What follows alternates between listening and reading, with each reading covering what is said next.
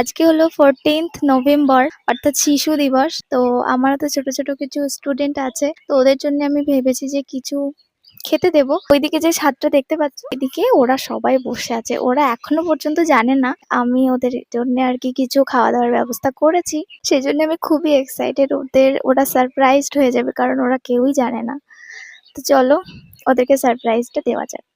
আপু আমরা জানি জানি আপু কি আছে আপু কি জানি? শিশু দিবস আজকে আপু। তুই জেনে গেছিস? কি করে জানলি? স্টুডেন্টরা সবাই জেনে গেছে যে আজকে শিশু দিবস। তোরা জানতিস যে খাবার দাবার নিয়ে আসছি? এটা জানতিস না? এটা সারপ্রাইজ হয়ে গেছিস? আচ্ছা, সবাই একটা একটা করে নিয়ে নাও। আফিয়া, নাও নাও নাও।